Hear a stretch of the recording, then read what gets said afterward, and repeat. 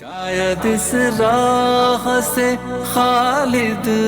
میرے آقا اعوذ باللہ من الشیطان الرجیم، بسم اللہ الرحمن الرحیم۔ سیگمنٹ بہار شریف کے ساتھ ایک مرتبہ پھر آپ کی خدمت میں حاضر ہیں، اور آج انشاءاللہ ہم صدقہ فطر سے متعلقہ مسائل پر گفتگو کریں گے۔ صدقہ فطر یہ صدقات واجبہ کے اندر آتا ہے، اور اس کے لیے شریعت مطہرہ کی طرف سے جو احکامات ہیں، تو اس میں سب سے پہلے یہ ذہن میں رکھیے گا کہ صدقہ فطر ہر اس شخص پر لازم ہے، ہر اس شخص پر واجب ہے کہ جو صاحب نصاب ہو،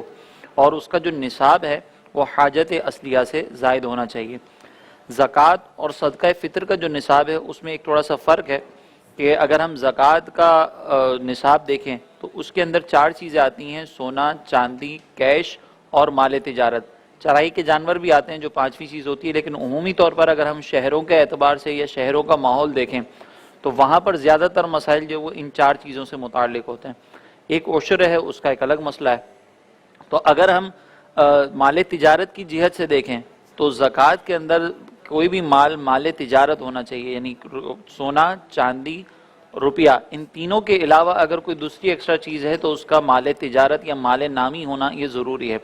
لیکن صدقہ فطر کے اندر ایسی کوئی شرط نہیں ہے۔ صدقہ فطر کے اندر اگر سونا، چاندی، روپیہ ہو اور اس کے علاوہ کوئی بھی ایسا سامان ہو، چاہے وہ مال تجارت ہو یا نہ ہو، لیکن ہماری ضرورت سے زائد ہو، تو اس پر صدقہ فطر لازم ہوتا ہے جبکہ وہ نصاب پر پہنچ رہا ہو۔ فار ایگزامپل اگر ہم زکوٰۃ کے اعتبار سے بات کریں تو زکوٰۃ کے اندر اگر ہمارے پاس ایکسٹرا موبائل موجود ہے، ایکسٹرا گاڑی موجود ہے، ایکسٹرا موٹر سائیکل موجود ہے، تو اس پر زکوٰۃ تو لازم نہیں ہوتی جبکہ ہم نے اس کو بیچنے کی نیت سے خریدا نہ ہو، تو اس پر زکوٰۃ لازم نہیں ہوگی۔ لیکن اگر ہم صدقہ فطر کی بات کریں تو پھر ایسی چیزیں جو ضرورت سے زائد ہوں اور ہمارے استعمال میں نہ ہو تو پھر ان پر صدقہ فطر لازم ہو جایا کرتا ہے۔ تو یہ ایک بنیادی فرق ہے زکوٰۃ کے نصاب میں اور صدقہ فطر کے نصاب میں۔ اور یہی جو ضمناً یہ بھی عرض کر دیتا ہوں کہ یہی جو صدقہ فطر کا نصاب ہے قربانی کے لیے بھی یہی ہوتا ہے۔ پھر دوسری بات کہ زکوٰۃ جو ہے وہ بالغ اور عاقل شخص پر لازم ہوتی ہے، لیکن صدقہ فطر کے اندر ایسا کوئی ایشو نہیں ہے۔ اگر کوئی نابالغ ہے اور اس کے پاس مال موجود ہے، مجنون ہے، اس کی ملکیت میں کوئی مال موجود ہے، تو اس پر زکوٰۃ لازم ہو، اس پر یہ صدقہ فطر لازم ہوگا۔ اور اگر ان کی ملکیت میں مال موجود نہیں ہے لیکن وہ جس کی پرورش میں ہے، جس کی نگہداشت میں، جیسے والدین ہیں، تو والد صاحب کے پاس اگر اتنا مال ہے جو نصاب تک پہنچتا ہو تو پھر والد پر یہ بھی لازم ہوتا ہے کہ وہ اپنی نابالغ اولاد کی طرف سے صدقہ فطر ادا کریں۔ اور اگر کوئی ایسی اولاد ہے کہ جو مجنون ہے اور بالغ بھی ہو تب بھی وہ پھر والد پر لازم ہوتا ہے کہ ایسی اولاد کی طرف سے وہ صدقہ فطر ادا کریں گے۔ زوجہ کی طرف سے شوہر پر اور شوہر کی طرف سے زوجہ پر صدقہ فطر ادا کرنا لازم نہیں ہے، البتہ اگر ایک دوسرے کی اجازت سے کسی دوسرے کی طرف سے وہ ادا کرنا چاہیں تو کر سکتے ہیں۔ دوسری بات یہاں پہ ذہن میں یہ رکھنے والی بھی ہے کہ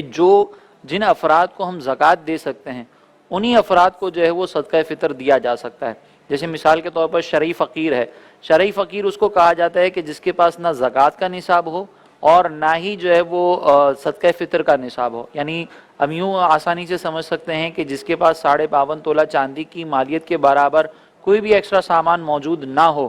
اور اس کے پاس کوئی بھی ایسی چیز موجود نہ ہو جو اس کی ضروریات زندگی سے زائد ہو، تو اب ہم اس کو جو ہے وہ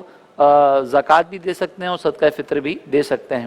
ضروریات زندگی کی ایک آسان الفاظ کے اندر وضاحت کر دیتا ہوں کہ ضروریات زندگی یا حاجت اصلیہ وہ چیزیں ہوتی ہیں کہ جن کے بغیر گزارا مشکل ہو جائے۔ مثال کے طور پر گھر کے اندر فریج ہے، اگر آپ فریج کو اپنی زندگی سے نکالیں تو بہت سارے مسائل ہوتے ہیں کہ گوشت خراب ہونے کا اندیشہ ہے اور دیگر چیزیں کھانے پینے کی ہوتی ہیں ان کے خراب ہونے کا اندیشہ ہے، اور ان کو سنبھالنا ہمارے لیے مشکل ہو جائے گا۔ تو یہ جو